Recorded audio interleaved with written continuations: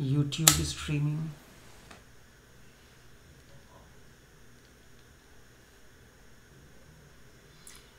and also via Skype.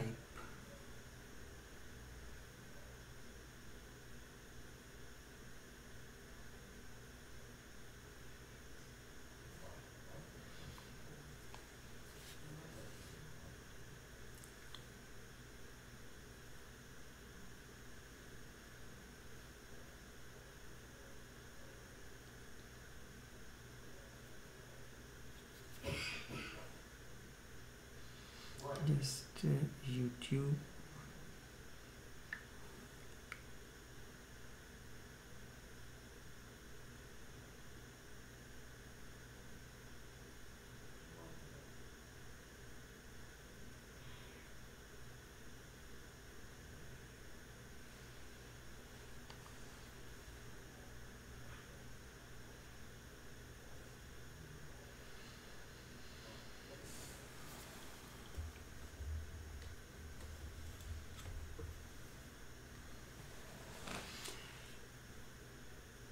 We are coming to you live, streaming via Facebook, live streaming via YouTube and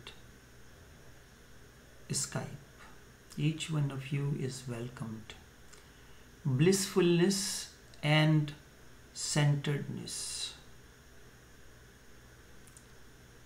These appears to be two different things, blissfulness and centeredness, but in reality they are the same.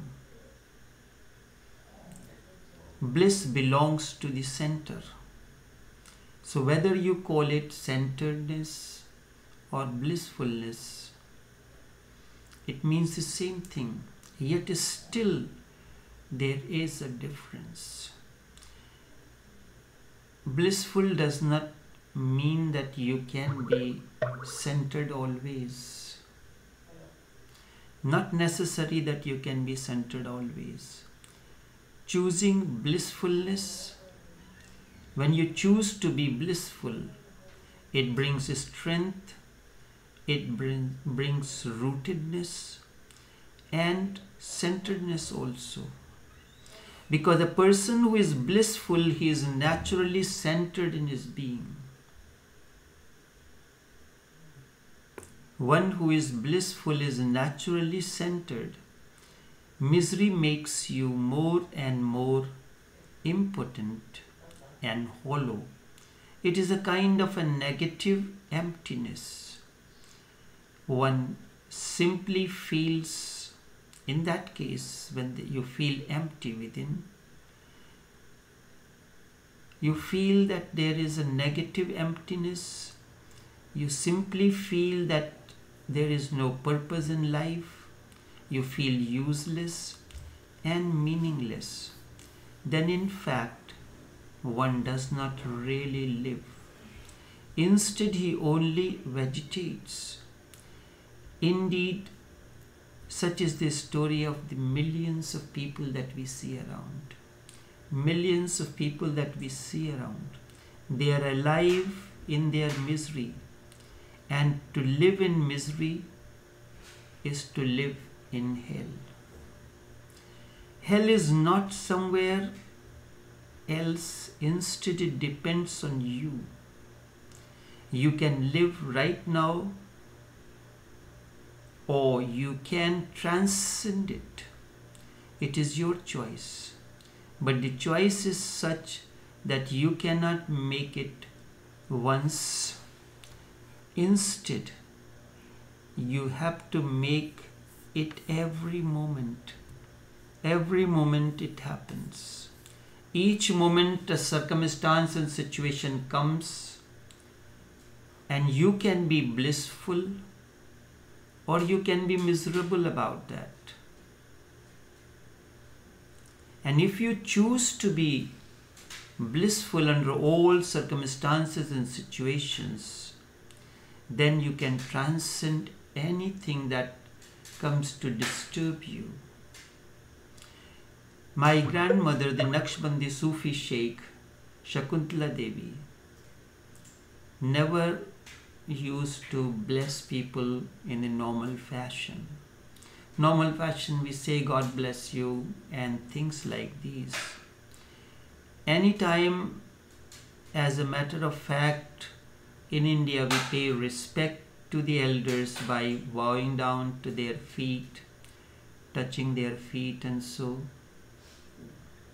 So she always used to say, Sada sukhi raho, be always happy. When she said, I was wondering why does she say Sada sukhi raho. Sada sukhi raho means it's your choice. You can be happy or you can be unhappy. Something is happening the way you want it, you will be happy. When it does not happen the way you want it, unhappiness creeps in. But if you have made a choice that you will be happy under all circumstances and situations, then there is nothing that can disturb you at all. And then blissfulness becomes your very way of life. You are every moment filled with light. There is no misery. But it is not that you can make it once and that's all. You have to continue to make an effort that every circumstance and situation, when it is given to you and you are blissful in that,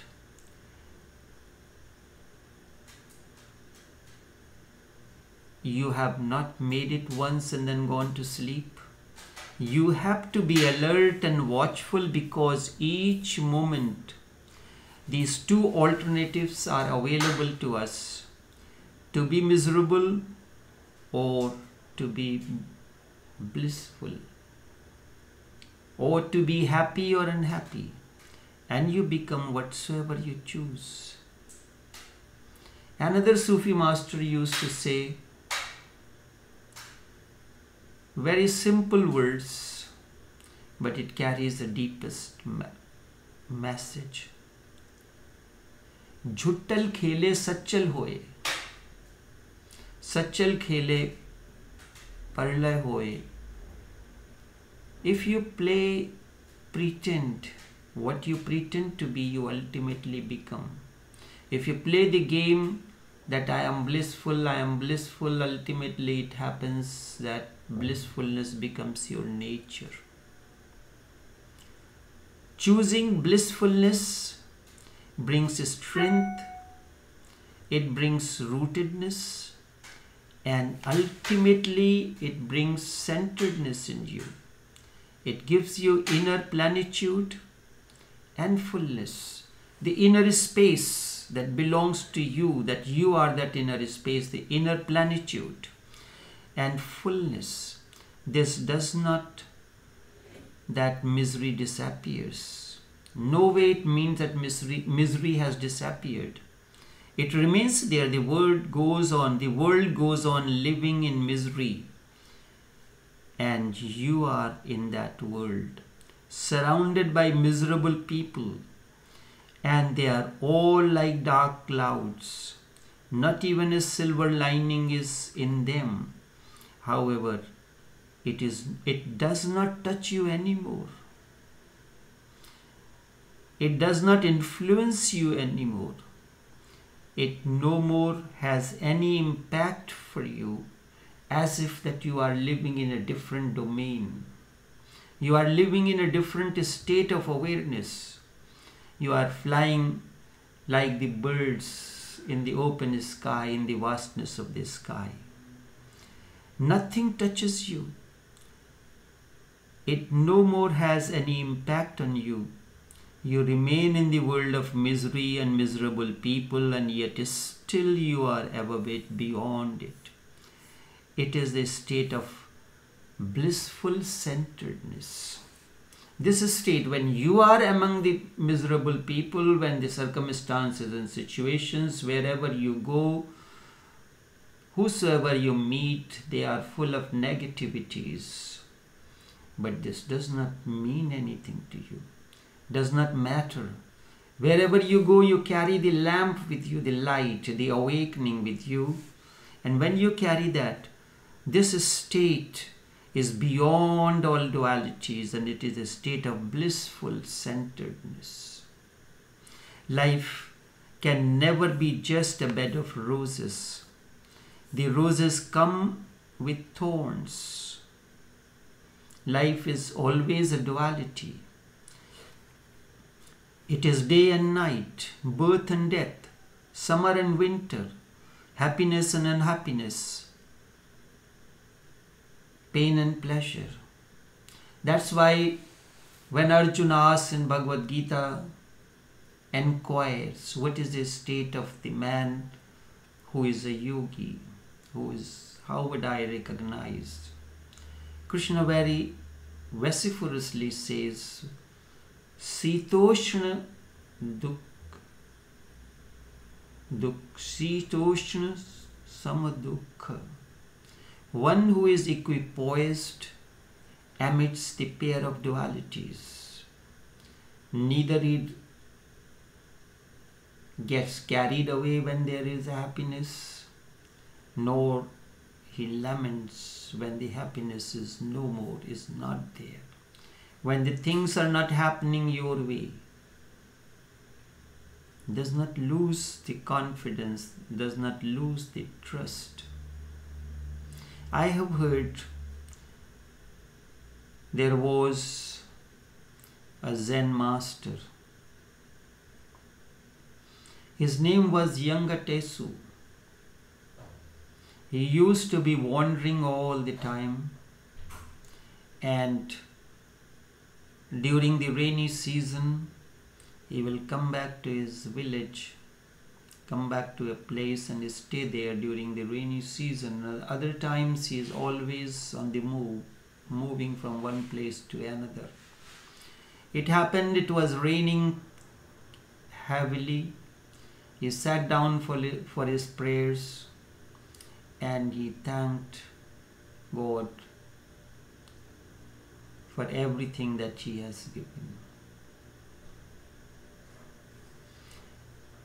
One day it happened, second day it happened, the third day the disciples said, Master, you are saying the prayers, we do not have the roof on our head.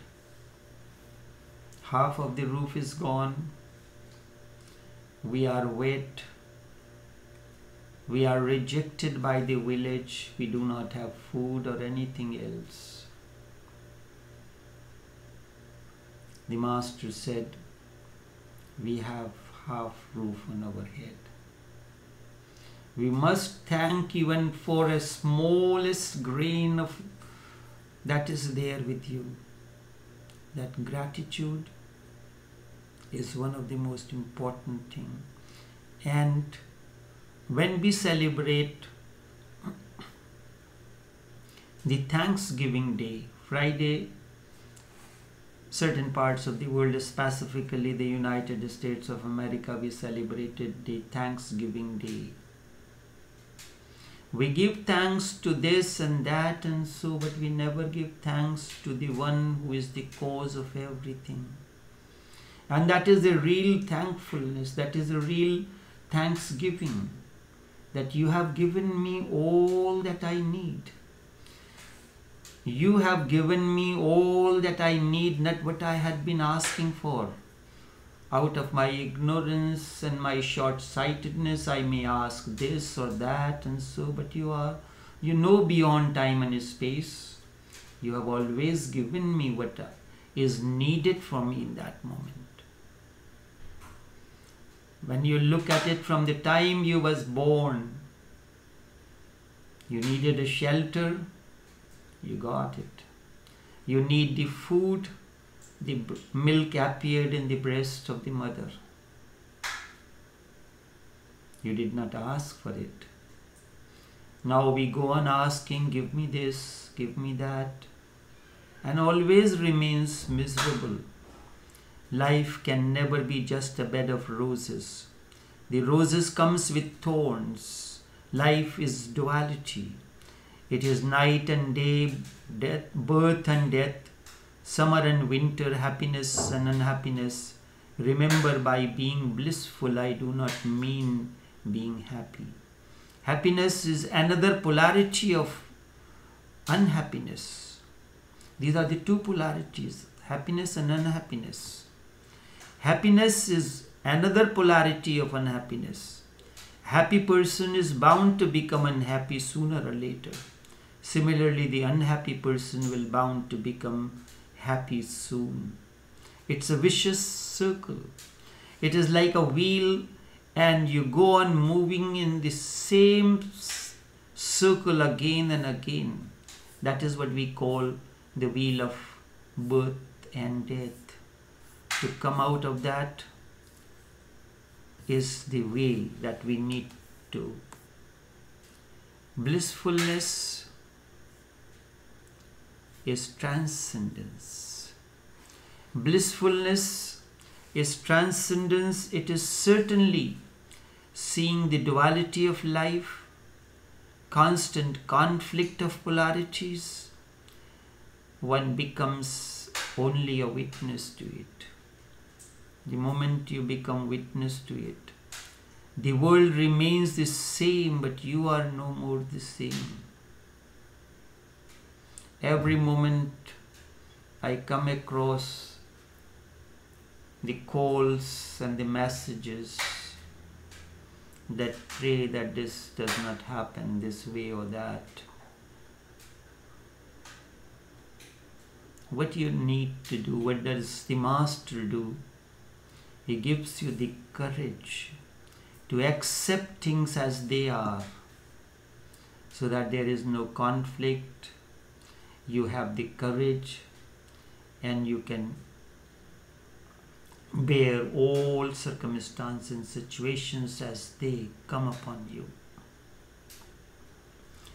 The world remains the same, but you are no more same. Now you live in the same world, but you are a totally different person. You are reborn. That is exactly the definition of initiation. Exactly the definition of initiation. And then your actions do not bind you. Normally, the actions bind you, and the cycle of birth and death continues. In order to come out of that cycle, what is the best way? The only way is to be rooted in your blissfulness. First attain to the transcendence as blissfulness, and then be rooted in blissfulness. Then you become a witness to all that is happening. That is the whole teaching of Bhagavad Gita, how to become witness to all that is happening.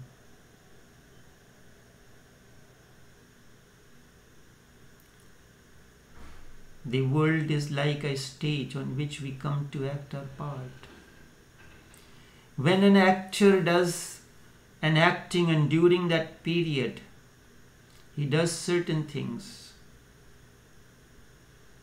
he thieves, maybe he does a rape, is he going to be punished for it? He is simply acting that role on the stage for the entertainment of the people. He is part of the entertainment industry. Entertainment industry is based on certain story, and a movie is made, gathering the themes from the environment around. A movie is made. It may have a scene of rape or something else. A scene where the lead character dies. Does he really die? Does he really commit rape or sin? He is totally aware that it is a role that he is performing. That is why Hindus are the only one who have said that the world is nothing else but a leela, a game, a play. The world, my friend, is finite stage on which we come to act our part. The wheel of time too swiftly moves, goes on mopping as it rolls, goes on mopping as it rolls. No power can its fury ebb or can change its passage. It has been going and shall go forever without a break. Then do the most of what ye may. Then do the most of what ye may, cause frigid claws of death may soon descend and seal your humble fate. Cause frigid claws of death may soon descend and seal your humble fate, and then you shan't have time to mend. And then you shan't have time to mend. The wheel of time too swiftly moves, goes on mopping as it rolls. The wheel as it moves goes on mopping. No power can its fury ebb. The rich, the poor, the influential, everyone is bound by it. Even Alexander had to die, the most powerful man. Diogenes, the most vulnerable, with no possession, he also had to die. No power can its fury ever can change its passage. It's not that Alexander could change the passage of the death, or because he is Alexander he will not die. Death happens to the body. But that which enters the body is beyond death, all dualities, all conflicts. But we identify ourselves with the body, the humus, and the sense organs that are connected with the body. It is your association with the sense organs, that perception that gives you pain and pleasure, happiness and sorrow. And you remain within the quagmire of the duality life. The moment you transcend, you are centered, rooted in your centeredness, then nothing disturbs you. Nothing disturbs you. Then you understand as life and the every act is nothing else but a play. I know when I am interacting with you, for me it is a play, it is a part of the game. When a father plays with a child, he knows it is a game that he is playing with the child. In the same way, the awakened one know that life is a play. A circumstance and situation comes, it takes you in a different states, and then it gives you an opportunity to transcend beyond this, to learn. And if you transcend beyond it, you grow into blissfulness. It gives you a tremendous opportunity. In Mayor of Casterbridge, Thomas Hardy uses a soliloquy for the character who is a clergy. He asks the question, why do misery and misfortune comes to a clergy? Why do misery and misfortune comes to a clergy? It's a soliloquy. Immediately the answer comes, simply to enhance the favors of Almighty. Simply to enhance the favors of Almighty. One of the Naqshbandi master, Maulana Fazl Ahmad Khan, Naqshbandi Sheikh, when his Khalifa wrote a letter to him stating certain circumstances and situations, In response to that, he wrote, "You try to save me from troubles and pains and problems. But whatever pain, troubles and suffering I have to go for you, I rejoice it." तुम मुझे तकलीफ़ों से बचाते हो, तुम्हारी बायस जो तकलीफ़ें हो उनको मैं राहत समझता हूँ. I rejoice all the sufferings and the pain that comes my way by way of you. Pain and suffering rejoices.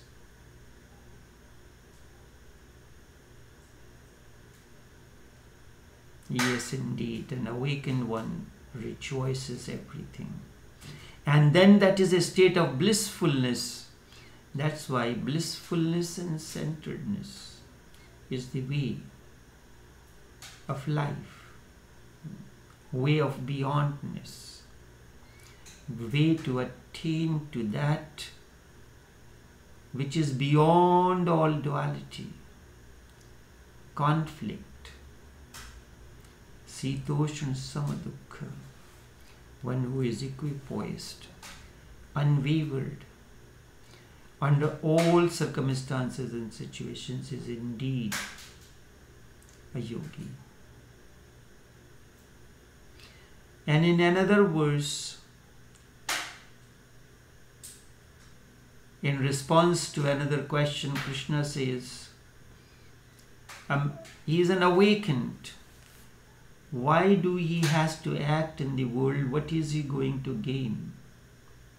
He have attained to that state beyond which there isn't anything.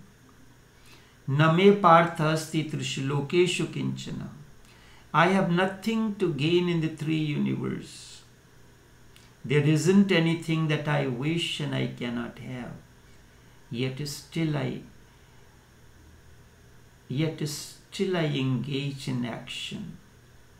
Constantly I am engaged in action. Why do I engage in action? Men follow my path. Everyone is a model for someone else. The child imitates the father.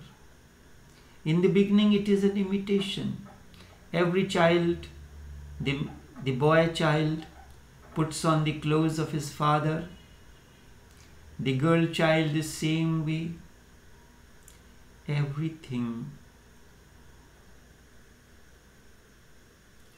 Everyone, you are a model for someone else and someone else is the model for next one.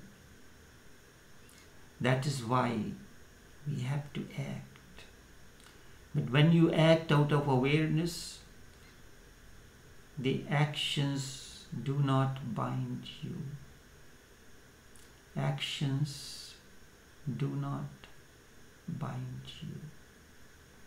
Blissfulness